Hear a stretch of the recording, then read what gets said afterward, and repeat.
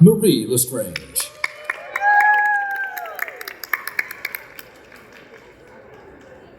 No, I said you have the coolest name.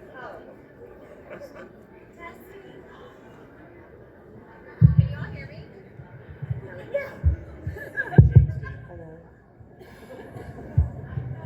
I don't need to start touching buttons, y'all.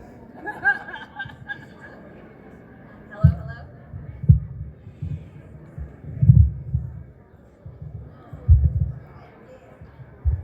I know that works. Does mine work? Hello? Yep. Is this me? I know I'm loud. Alright, we're done. That's it. Go home. Can you hear me now? Ooh, okay. Take two. Sorry, we were saying this is going to be the Chaos Panel. Welcome to horror writers and comic book writer this morning. Thank you guys for coming to Knoxville Book Festival. I am Marie Lestrange, horror author, artist, entrepreneur, all the things, okay? I am the author of literal chaos, yeah.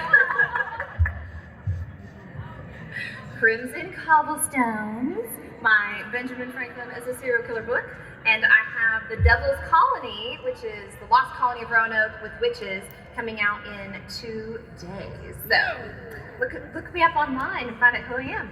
Next to me in this beautiful pink outfit that his wife picked out for him is Bert Lestrange. Bert, please introduce yourself. My name's Bert. I write a lot of short stories. I'm obviously Marie's husband. And we've got a few things down the pipeline, but I think the newest one coming out is Corpse Honey. And well, you'll just have to keep up with us to figure out what it's about. Next we have I am Rich Davis, writer and creator of the World of Dracula series, and my newest book, Prometheus in Chains, which is my take on Mary Shelley's Frankenstein. We love a gothic moment. That's fun. All right, Miss Eva. Hi, I'm Eva Gibson. I am the author of several YA novels. My most recent is Frightmares, which is about a summer job that goes terribly wrong when one of the co-workers in the haunted house attraction turns up dead and disappears. Wow. Oh no. Were they a part of the attraction? Candy. I'm Candy Norwood. I'm currently working on a collection of stories about various kinds of hauntings called Haunting Home. I also am on the pre-screening committee for the Chattanooga Film Festival, which is a genre film festival, so all about horror writing and movies. Yes. Fun to have you here. And last but very not least, we have Robert. Tell us about yourself. I am Robert Essig, author of about 30 books, including Try Not to Die in This Damn House, which is kind of like a choose your own adventure story, only you're trying not to die as you navigate your way through the story. Which is so cool. I love that. And that's one of your books that I want to read. So, first and foremost, let's start out with what drew you to the horror genre as a storyteller? Was there a specific book, movie, experience that inspired you? Let's go ahead and we'll just make our way back across. Let's start with Robert. I think probably as a storyteller, the first story that I remember reading that really made me want to read, which is probably what makes you want to write, was the story The Lottery by Shirley Jackson. Oh. It just had such an impact on me that I immediately had to go out and start reading, and I hated reading before I read that story. So that's probably a very monumental moment, in creating a writer out of me. Wow. Cool. Candy? Well, I'm going to copy Robert a little bit because and I think you know this, I have 3 stories that I call my baby writer origin stories, and that is The Lottery, also Telltale Heart from Edgar Allan Poe, and The Yellow Wallpaper from Charlotte Perkins Gilman. that's my trio of short stories that I tell anyone to read, and you'll be a horror fan for life. Absolutely. I love that. Eva? Well, I also grew up reading Poe. My father got me his collected works when I was 8 years old, and that was the end of that. But I also, and I'm dating myself here, but I did grow up in the 90s reading all the Christopher Pike books. Just stacks and stacks of them and reading them over and over again. And that really is what inspired me to write for other teens who would be that obsessed and voracious with those kinds of books as I was. I love that. Very cool. All my stories come from my nightmares. I have wickedly vivid nightmares. My entire family does. It goes all the way back to Ireland, where the women in my family were considered seers. I have these nightmares where I wake up and I'm still in the nightmare. It's happening in the room around me. And the only way I've been able to cope with that since I was a teenager was to write them down. So I would keep a journal by my bed and I would wake up and write them down. And it's kind of like when you name the monster's not scary anymore. So yeah, that's how I learned to cope, and it just translated into a career of writing scary stories for a living. Very cool, very cool. And I'm excited to get more into Rich. He is the different one among us that does comic books. So I had a little mini masterclass on that yesterday in the green room. I was like, oh my God, tell me everything. So can't wait to hear more about that from him. Bert, what got you into horror? I was traumatized early by my dad gifting me his Stephen King collection when I was about 9. I don't think he thought that I was going to read them. But I was pretty competitive and accelerated reader, and I was always trying to beat the other people in points. And so when I started asking questions like certain words in Cujo, and my teacher was like, "I'm going to talk to your parents." But that was pretty transformative. And since then, I've always kind of loved horror. I know that Stephen King is kind of the big one, but... Well, I think that's great. I'm going to stand out and be the different one here, because I was not a horror fan until I was an adult. Shocker, I was not allowed to read horror, was not allowed to watch horror, was not allowed to even walk over to the witchy section in Books A Million, which was terrible. But now I like to joke with my mom, that's how you turn into this. Should have just let me live my life. So true crime was my segue into horror. I was a big old true crimer, all the documentaries, and then that led me to the places on the internet I probably shouldn't go, Reddit, you know, y'all know, okay? If you know, you know. And that slowly, I'm afraid of a lot of things, and so I use that fear as, I have such an intimate relationship with fear that I thought, I need to write this in stories. So when I finished academic writing, finishing my PhD, I wanted to go to fiction, and that's where we ended up. So horror for life now, baby, love it. So speaking of personal background, that kind of is a little segue into, how do you feel like your personal background or life experiences shape the way that you write horror? We'll start with you, Eva.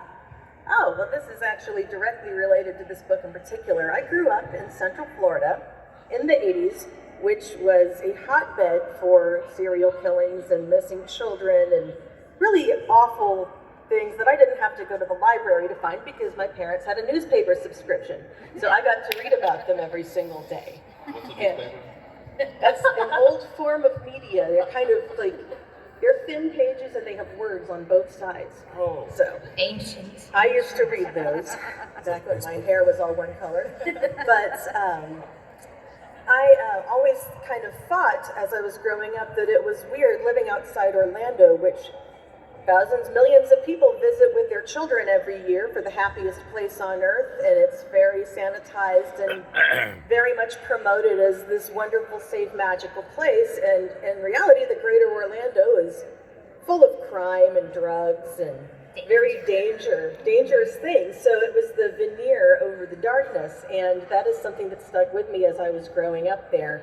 And that's exactly what my most recent book is about. It's set in Orlando in a seedy little place, and it's supposed to be safe, and the people you're with are supposed to be safe, but you never actually know what's lurking under that shiny surface or the friendly smile. And that is really something that stuck with me for my entire life into my late adulthood where I started writing about it.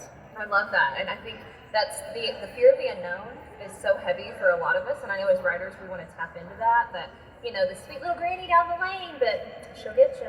I mean, that's scary stuff. She has a basement, you don't know it's there. Yes, yes. Candy, what about you? Personal experiences informing your writing? Well, you know, you said the sentence, you know, what's behind the smile.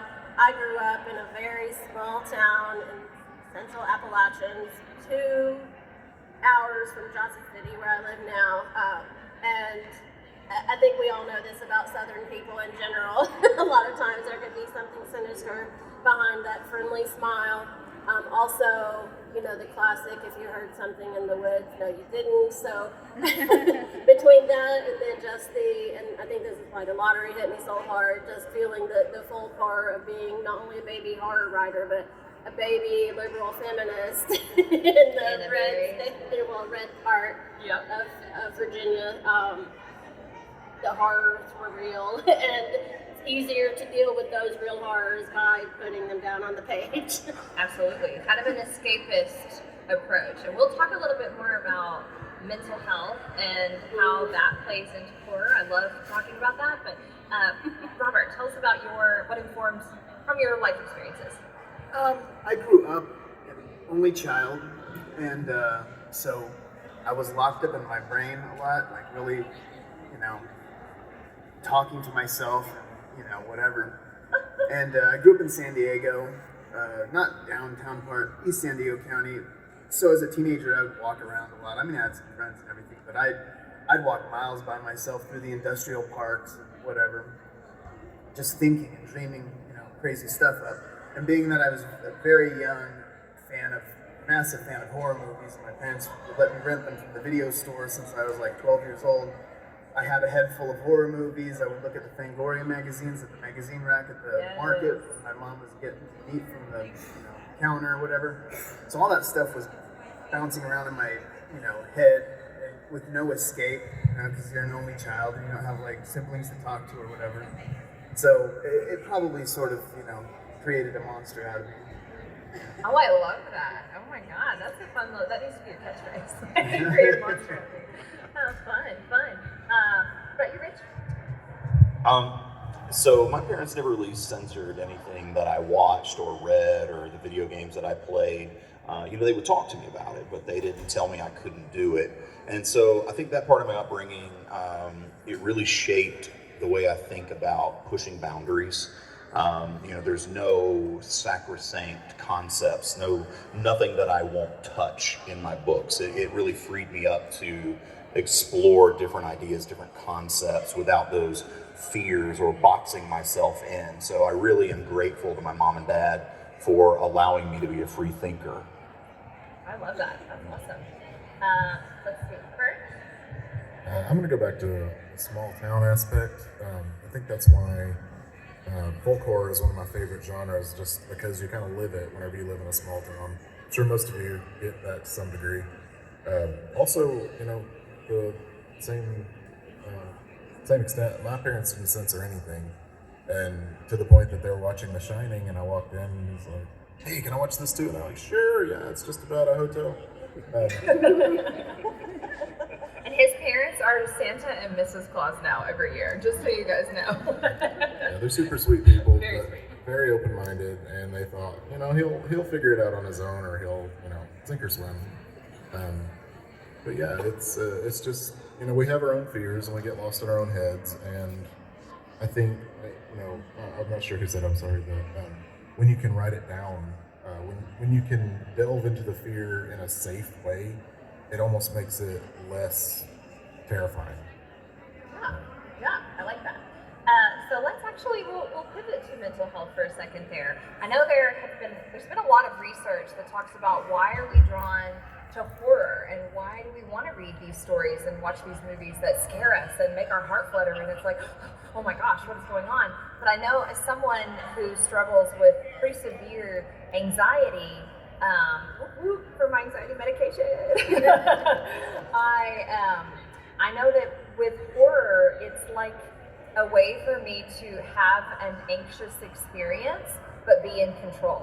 So when I'm watching a film or I'm watching a TV show, I can either look somewhere else and just listen to it and not watching on the screen immediately, or I can turn it off, I can pause it. If I'm reading a book, I can stop reading that book and take a moment to collect myself if I need to. Or when I'm writing horror, I control the narrative.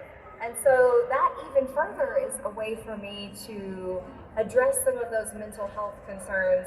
And I know in writing novels too, we want to make sure that we're not using mental health as the entire trope, right? We're not saying, oh, well, they're a villain because of their mental disability or something like that. So I really want to know from each of you, how do you address mental health, or how do you feel like your own mental health leads into your writing? Bert, we'll start back with you on that one. I'm a firm believer in better living through chemistry, and my life improved drastically when I started addressing my mental health. That is the one thing I do feel like my parents kind of neglected, is they don't really believe in mental disorders, mental health, anything like that. And so I never addressed my anxiety or my stress or anything that went along with that, anger issues, anything. And so once I finally started being medicated, I know Marie can. Y'all, we're 14 years into this marriage, okay? It's been a journey. But I love whenever, like, horror is not centered around, but it delves into the concepts of mental health without making mental health itself a villain. Like whenever you can, once again, it's like that delving into the horror to learn more about yourself. Whenever you can kind of go in and explore the mental issues from a different standpoint, from like a different perception, then it really changes things. Yeah, I'll go with that. Yeah, very cool. Rich? So this is a great question. My recent book, Prometheus and Chains, just came out in stores everywhere in January. And it deals with Victor Frankenstein working through PTSD. I am also a man who suffers from PTSD. My wife Amber passed away in 2020, and so I'm dealing with that. And as men, we are not taught to deal with our mental health issues. We suffer from mental health issues, but it's suck it up, buttercup. Don't be weak. Don't be a girl. And that's not healthy. So when I was writing Prometheus and Chains, there wasn't a single day when I ended my writing session not in tears. There were many days where I kept a trash can next to my desk and I would turn and vomit in it. That's how difficult it was to write this book, but it was very important to me to write this book because men don't discuss our mental health issues. So my hope was that one person out there reading a book about a man dealing with PTSD, written by a man dealing with PTSD, rather than picking up a gun, they pick up a phone. That's why in every issue of Prometheus and Chains, we do include the National PTSD hotline number. Addressing mental health is hugely important to me, and writing has been a very cathartic outlet to help me cope with my own mental health issues. I love that. Thank you for sharing something so personal with us. Thank you. Ava? I would like to add to that, saying I don't think at this point in my life that I know anybody who has not suffered some kind of depression, anxiety, PTSD, or other kind of mental health issue. But it is true that as a culture and based on genders, race, everything else, different cultures, different people are taught how you should or should not deal with it. And I've always recently especially been an advocate for treatment, whether through therapy, chemistry, but acknowledgement, I think, shows a strength of character. And knowing that you have been overwhelmed with something that you are not equipped to deal with, admitting that and looking to better your situation and your own health means it's looking out for yourself and your family. There's no shame in that. As far as addressing that in my writing, I personally have written 3 books through my own struggles, and they have all bled through into different character aspects, whether that would be PTSD or grief, trauma. Most recently, in this one, I have my main character is like a golden boy, but he suffers from very well-hidden anxiety, but it makes him second guess everything he does. It makes him second guess whether or not he even saw that dead body that he found, because he doesn't trust himself. He's always got some kind of voice in his head that's saying, you're wrong, you're a dumbass, you don't know what you're talking about, and everybody thinks he's perfect, but he is his own worst critic. And I think that that's what mental health issues can do, is you never feel like you're doing what's right. You always feel like somebody's judging you.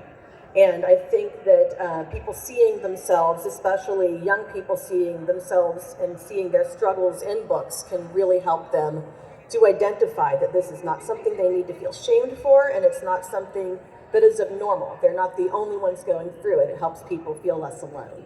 I love that. Illuminating and you're right. I mean, how many of us struggle with these things? I would say all of us, right, to different degrees. So illuminating that in horror, and I love horror as a genre because we go there. Like, we go there on social topics and on taboo things and things that other genres will dance into, right? But horror is usually they're the front lines talking about sensitive topics, and so thank you for highlighting that. I appreciate that. Candy? Yeah, I don't know how I can follow that really. I would say, to your point of, everybody must have some trauma they're dealing with. If they didn't before, definitely, the COVID pandemic and lockdown, no one came through that without some scars, no matter, how you felt about it or how closely you followed the lockdown. Everybody is still feeling the effects of that in a lot of different ways. And for myself, definitely, from the time I was a teenager, part of my writing and probably part of what drew me to horror was, dealing with trauma and continuing to work through that. There's a lot of that on the page. I would say I'm working on my first overtly regarding mental health story as part of the collection coming up, and it's the one I am having most difficulty writing because of the care I want to take with that and how it's represented. So hopefully we'll be seeing that on the page soon. Robert? I'm 43 years old. Ever since I was about 18, I've been a functioning alcoholic. Until the past couple of years, I've gotten things, a lot, better in my life. And that in itself creates a lot of mental issues. There's a lot of lingering issues because of things that happen with that kind of lifestyle. And so that definitely informs my writing in a big way. It's not like every character is dealing with those kind of issues, but it's certainly something that gets in there whether I want it to or not. And then on top of that, my wife deals with her issues, my son's on the spectrum, and that is something that has also given me a perspective I otherwise wouldn't have, that has definitely influenced my writing. Some of my most recent books have had a heavy focus on mental illness, and it's a good way to get that out, sometimes, and work through it. Absolutely. And then, as others were saying on the panel, helping others reading it, they can get through those things as well. I know we have little subgenres within horror, grief horror, for example, and that's something that I've recently discovered some authors that I love to talk about their grief horror work, Catherine Silva being one of those. I mean, they help process those traumatic events, and I think that's really nice. So thinking about how our own personal experiences influence our writing, I want to take us back to the first story or the first book that you ever wrote, and how does it compare to your current work? How has it evolved over time? And I had the wonderful treat. My mother was cleaning out my room recently, cleaning off some of the bookshelves that had not been touched in a long time. And she found one of my poetry notebooks.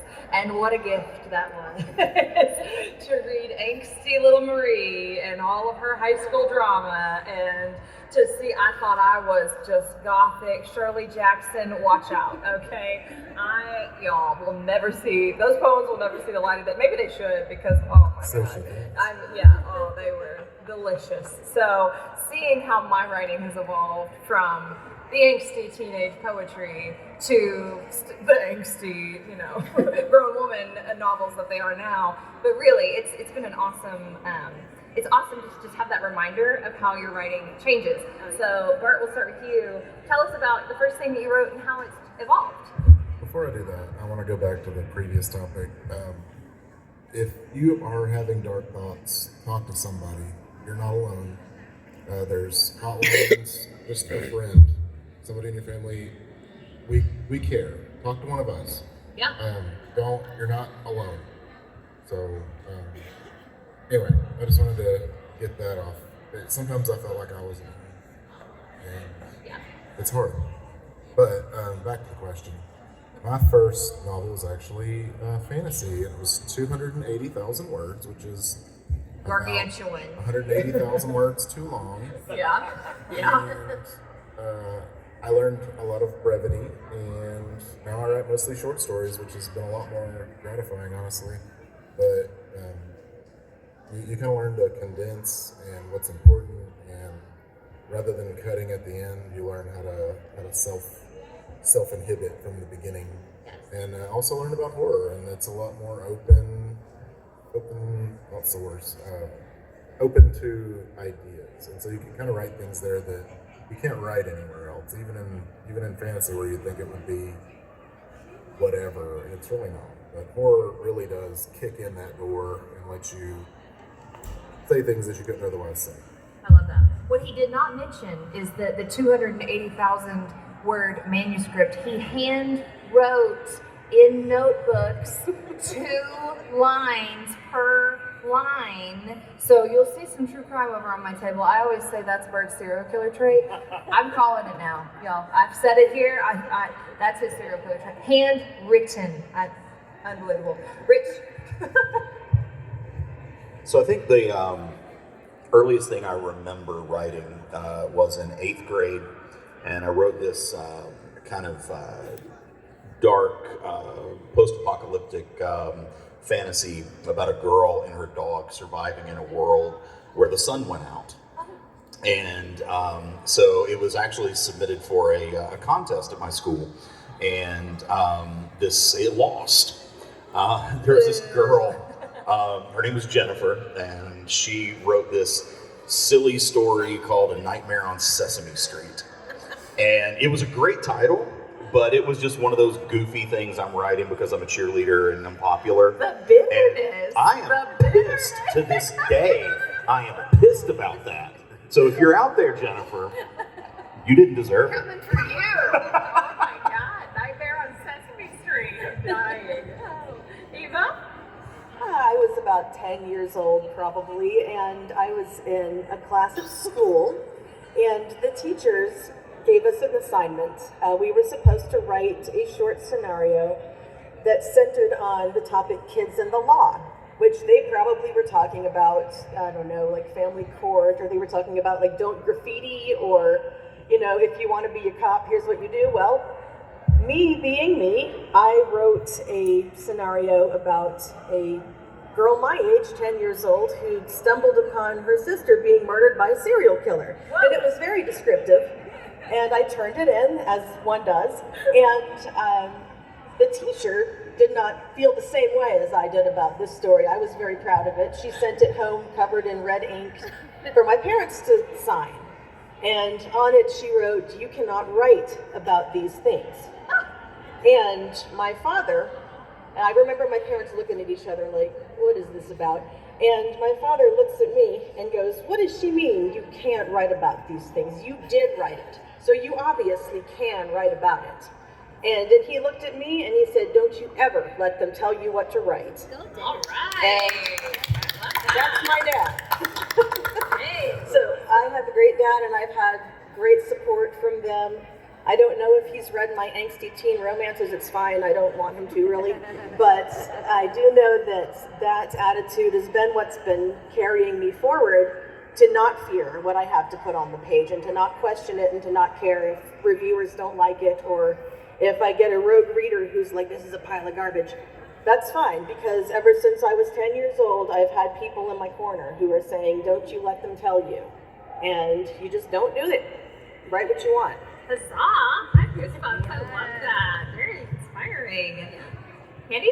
I think the first thing I remember was also for a school assignment. I was probably about 12, like 7th or 8th grade. I remember the subject we were to write about was, we were studying irony in fiction. And so I wrote a short story called First Degree Obsession from the viewpoint of a stalker who stalked and killed the girl, and he was stupid enough to keep a journal about it, so he was caught because they found his journal where he had written about what he was going to do, and so the irony was that he got himself caught because of writing about it. Oh my gosh. So there you go. I love that. There's 12-year-old Candy's brain. Traumatizing teachers all over the world. Robert? Oh yeah, I totally remember the first thing I wrote. It was like most of us, it was a school assignment. It was like 9th, 10th grade. We had to write about Thanksgiving. And I'm like, Thanksgiving in the Essex house is like typical, you know, you eat food, you sit on the couch, fall asleep. I didn't know what to write. And then we were told it could be fiction. So I had an idea immediately. So I started writing this story about, you know, a kid who's being told that they're having something different for dinner at Thanksgiving, not turkey. And he's thinking about, well, what could it be? What could it be? And, you know, his dad and his uncle went on a hunting trip, but only his dad came back. That's weird. You know, and so it leads up to this moment where the food is on the table and there's a giant platter with a big old cloche. And the story ends with the cloche revealing what's under it. And I used a very Lovecraftian thing, like it was the worst thing that he ever saw and da-da-da, but didn't say what it actually was.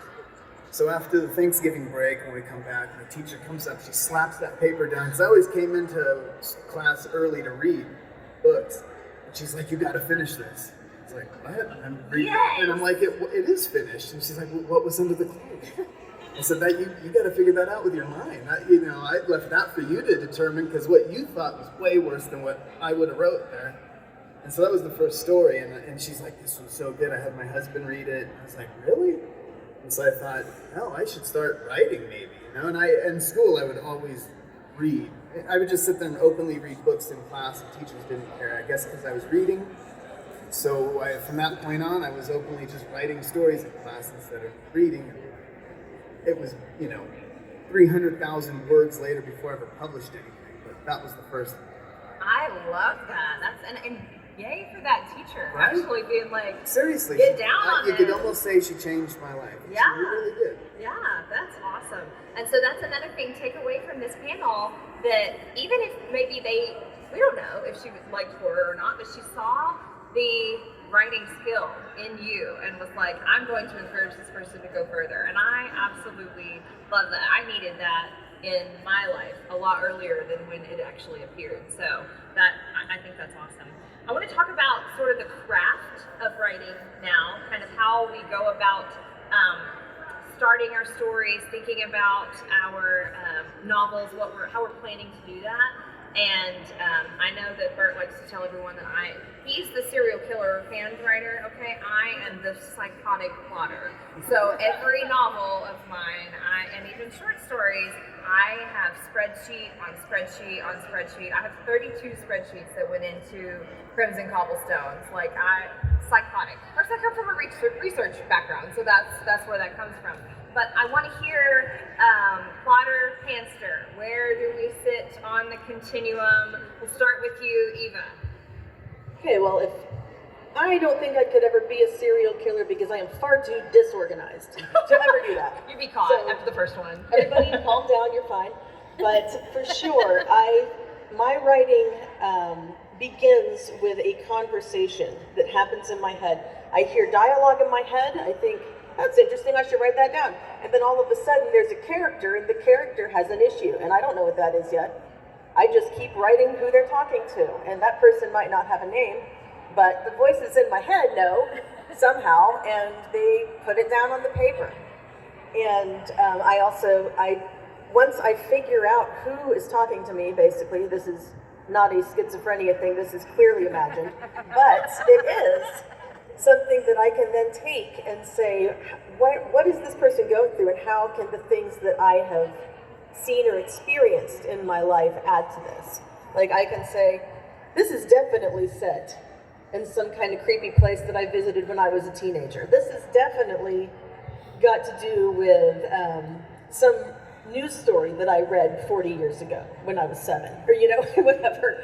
And it grows organically from there. And then at some point I have to sort of figure out what order everything goes into, and then I fill in the gaps. So I write in sections and then fill in the spaces between those. And then when I have something somewhat concrete, I figure out where it's going from there. That gives me so much anxiety. Wow. So do all the spreadsheets for me. Yeah. So, Each their own. you said that high number of spreadsheets, and I think my eyes started twitching. Oh so, man, I love it. yeah, totally different, same results. Everybody's cool. Yes, definitely. Exactly. Let's pivot over. I want to hear, Brett, your take on this. It's a bird. What? I said it's a bird. Bird. So, I think she would know that. Oh my I god. think. Sorry.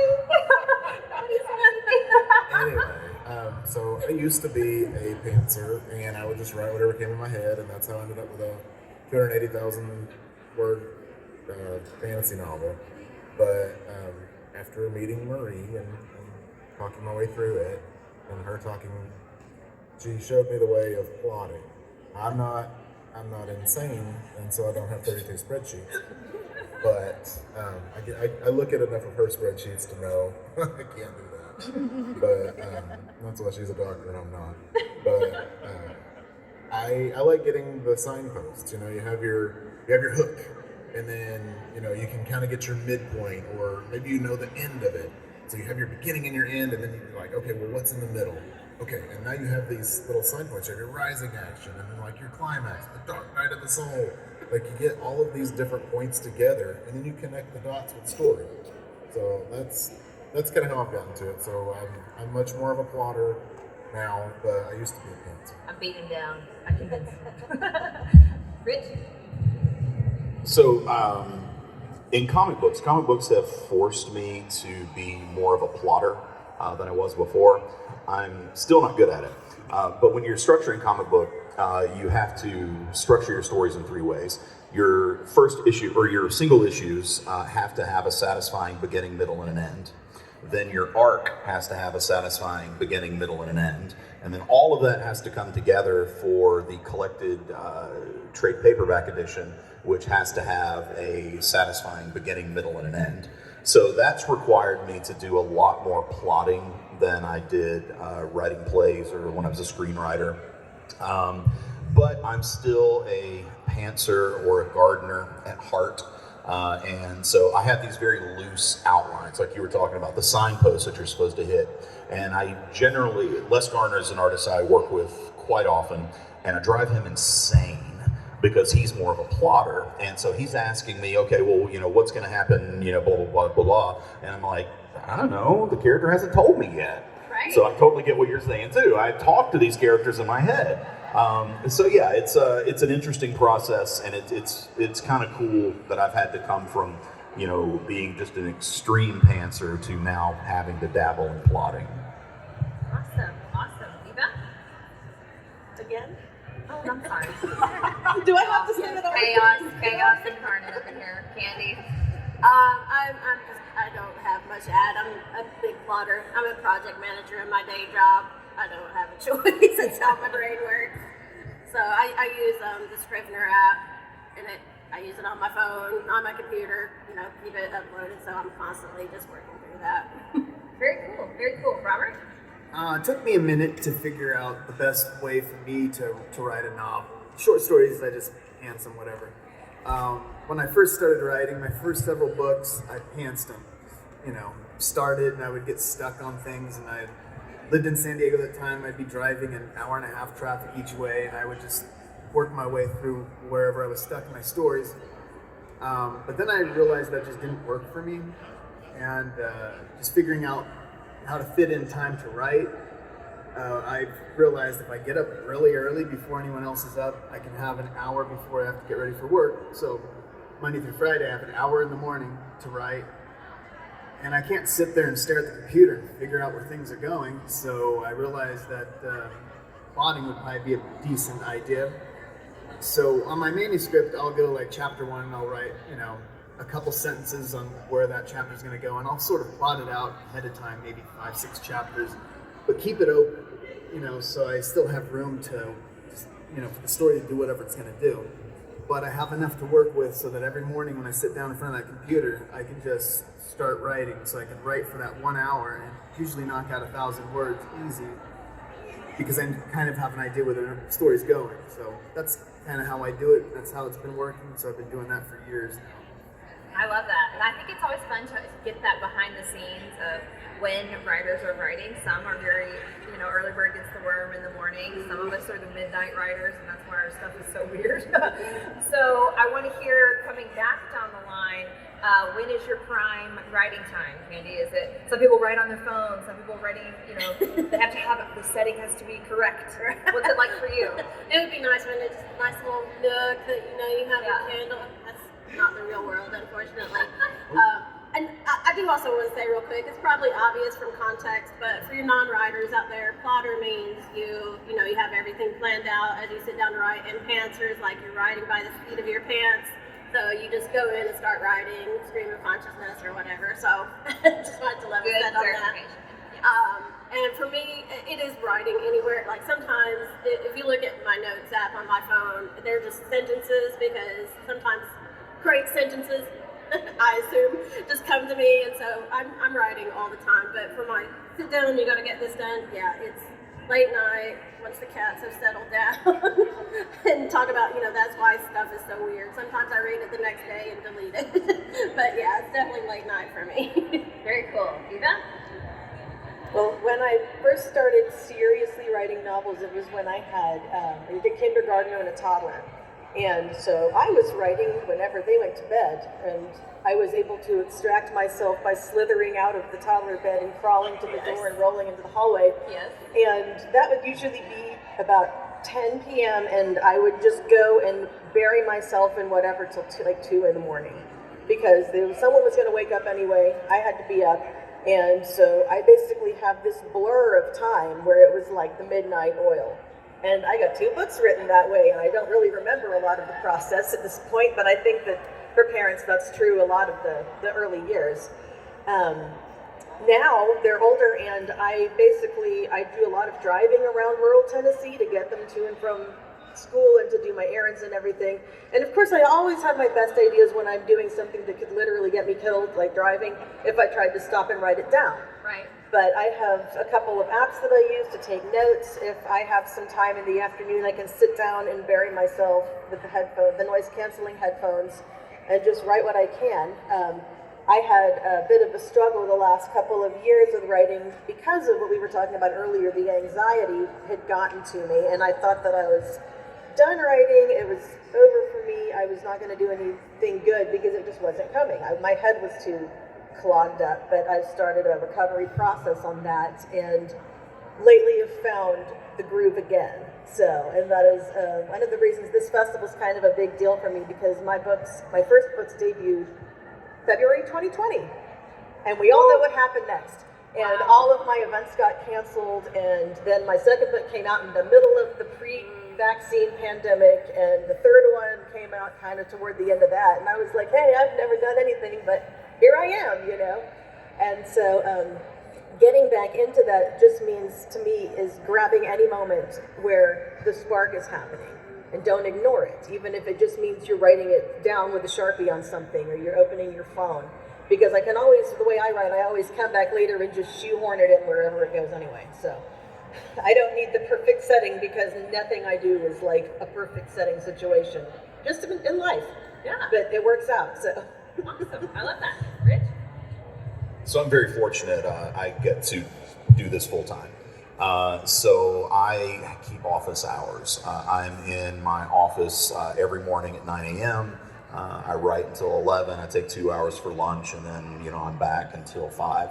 Of course, that doesn't mean I don't write at other times, but I find that if I keep myself in a position to be creative, I am more apt to be creative. I mean, even if I'm sitting there bouncing a tennis ball off the wall and just, all work and no play makes Jack a dull boy, all work and no play makes Jack a dull boy, at least I'm writing something. And, I find again that when you put yourselves into positions to succeed, you're more likely to succeed. Absolutely. Setting the scene for yourself. Bert, what about you? Yeah, writing begets writing. I like that. So my best writing time is usually when I should be doing something else, like sleeping, working, and sometimes I'll like jot things down while have Siri try to write something for me, and I'm like, what does it mean the hamster man is coming? where was I going with that? But sometimes it ends up working. But usually we don't sleep as much as we should, and we burn the midnight oil, and so usually 11 to 4 in the morning. I work night shift. She works day shift, or days. Remote. I work remote now, so it's flexible. So we have odd hours. We keep odd hours. Really, anytime the creativity hits, like I said, should get something down. And I love making time for it. We don't make time; it just happens to be that way. It's pretty much anytime. Late night is us though. Yeah, we're very lucky that we have each other too, because we plot together, we talk about things together. Yeah, and so it's after our son goes to sleep. That's like our nightly ritual. We don't watch a lot of TV. We sit down and we plot and we write and we chat and we're like, what do you think about this? What do you think about that? Or each one of our books we go line by line and read them out loud to each other, and we discuss each sentence. I mean, it's intense, but we're so very lucky, and I'm very grateful that we are able to do this together. So and now I want to turn it to questions from the audience. Do you all have any questions for our panel? Yeah, hi. I've seen a lot of different genres represented here in the convention. One thing that I've noticed that was very popular in the 80s and 90s was true crime. I haven't seen it here. Has that turned in to the horror genre and been lost in Netflix and stuff? Or I think in indie world, it's hard for true crime to be accessible to indie authors. A lot of people that are here are in more of the indie space, and true crime has really become a trad pub, traditional publishing, and because you have the reporters and the investigative journalists, they are the ones that sort of write those books. So I am lucky that my best friend and I correspond with serial killers. That's why we have that in for true crime, but it's hard unless you're doing it in the fictional space. And I encourage you to look up KillerCon. That happens in Nashville every year. A lot of true crime is listed there. So yeah. Thank you so much. Yeah. Other questions?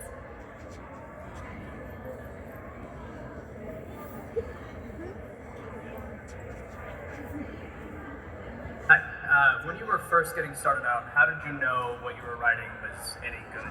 Because you can write something down that you really like, or that your wife will tell you is really good. But how do you know that other people will connect with it? Or is that just a risk you're taking? Who wants to take this one first? Rich?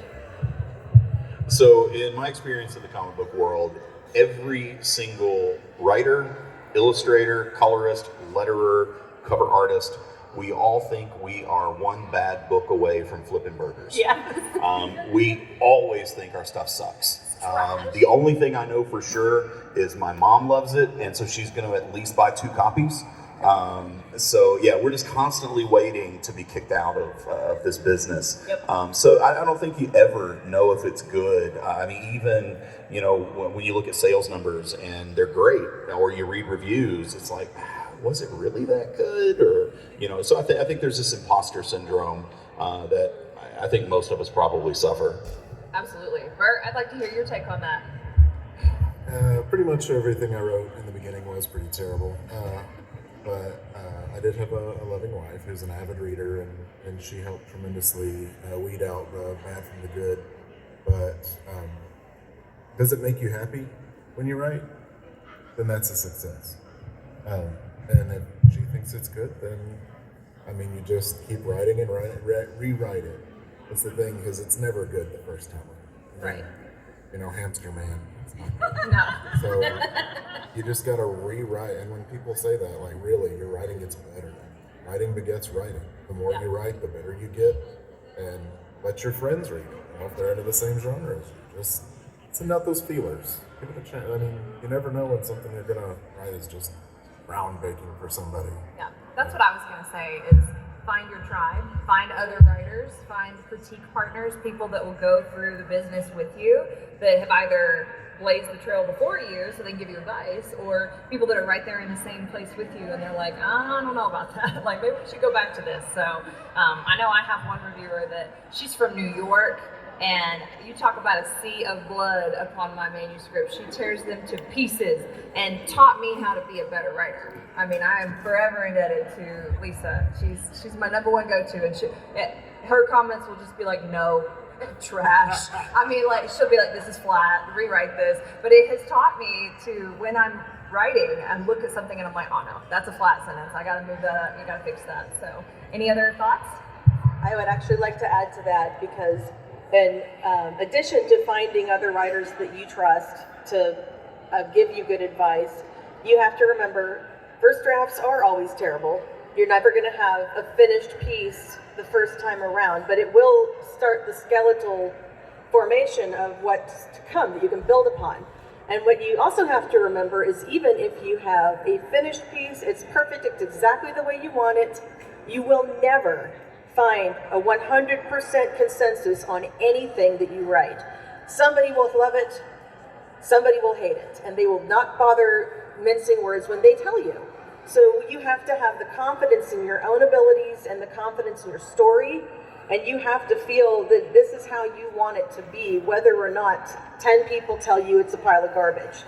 You have to go past that, because once it's in the world, you will have no control over who sees it, and you won't have control over what they'll post online or what they will write on your website or on your Goodreads or whatever. So you have to have the confidence in your own words, in your own story, to look past all that. I say all the time, we as writers have to have incredibly low self-esteem and incredibly strong belief in ourselves, and they have to coexist, because you have to know what you're doing and be confident in what you're doing, and you also have to take every hit and not let it make you want to quit, because that's your passion for what you're saying has to be stronger than the feedback you're getting. And that is all there is to it. You have to love what you're doing, and you have to have everything that comes towards you not matter as much as your own heart. I need an Eva next to me at my desk every day to pump me up, because how inspirational that is. Like, believe in yourself, bitch. I love it. I got bullied in the 80s. No one can hurt me. I love that. You know what I'm saying? Yes, love that. Other questions?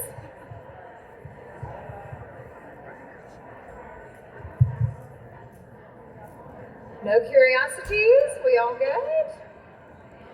All right, we got one in the back there.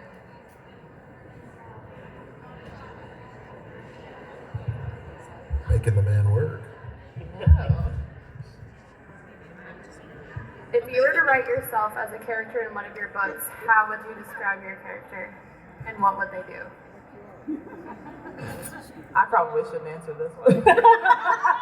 I think you have had it. I just look at me. What do you think? I would be the villain. I would be flamboyant and ridiculous. I'd be spicy. Oh yeah, causing a big ruckus. That would be my character. Like the real me. It would just be me on the page. So, Robert. I don't think I would ever write myself as a character, although I'm sure there's a bit of me in a lot of my characters. Just little pieces here and there. I don't think I'd ever actually write myself into something. I'd feel too self-conscious about it, you know? Love to write one for you. Candy? I think if I did, I would be like Stephen King. I would always be that writer. You know, he has a lot of stories about writers who are struggling with mental illness. I think that would be me. Yeah, Eva?